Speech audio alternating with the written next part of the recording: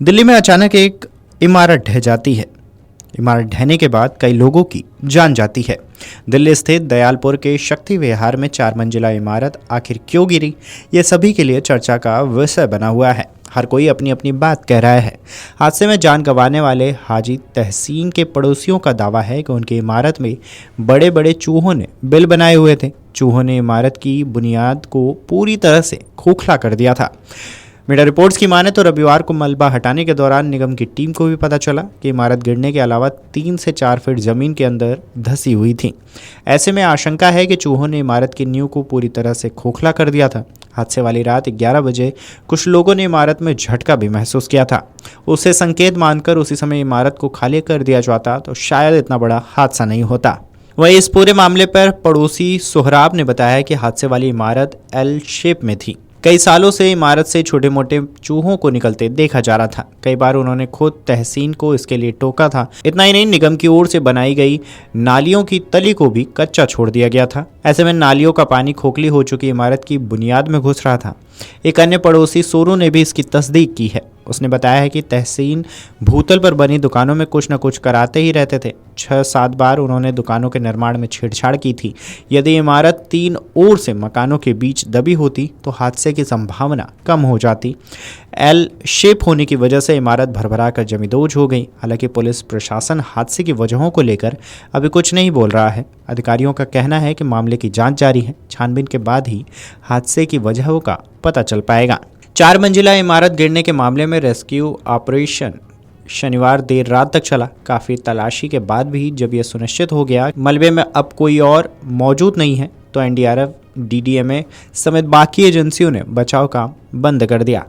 काफ़ी तलाशी के बाद जब यह सुनिश्चित हो गया कि मलबे में अब कोई और मौजूद नहीं है तो एनडीआरएफ और डीडीएमए समेत बाकी एजेंसियों ने बचाव काम बंद किया। हालांकि रविवार को नगर निगम की टीमें मलबा हटाने में जुटी रही।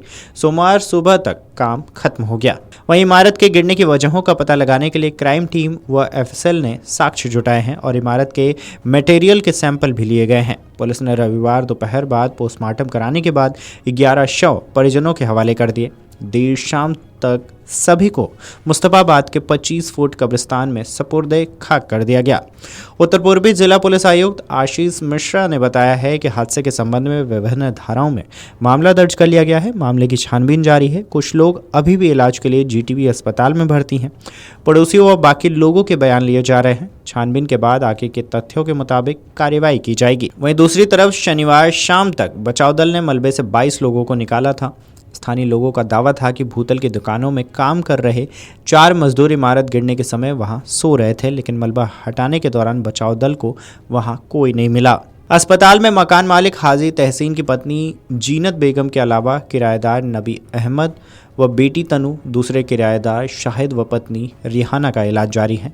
ज़्यादातर घायलों के शरीर के अलावा अलग अलग हिस्सों में फ्रैक्चर होने के अलावा उनके सिर में चोट लगी है। तहसीन के परिजन प्रशासन से नाराज दिखे। उन्होंने कहा है कि इतना बड़ा हादसा होने के बाद अभी तक प्रशासन ने संपर्क नहीं किया। उनके सिर से छत भी छिन गई है और इलाज के लिए पैसे भी नहीं हैं।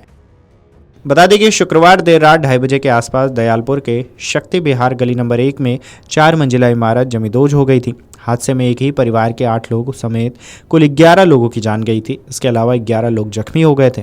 6 लोगों को उपचार के बाद छुट्टी दे दी गई थी। बाकी 5 का इलाज अभी भी जारी है। Video desk amarujala.com। अगर आप ये वीडियो YouTube पर देख रहे हैं तो हमारे चैनल को सब्सक्राइब कर बेल आइकन दबाएं और Facebook पर देख रहे हैं तो हमारे पेज को लाइक करें। 8 मिलियन प्लस सब्सक्राइबर, आपके इस भरोसे के लिए बहुत धन्यवाद।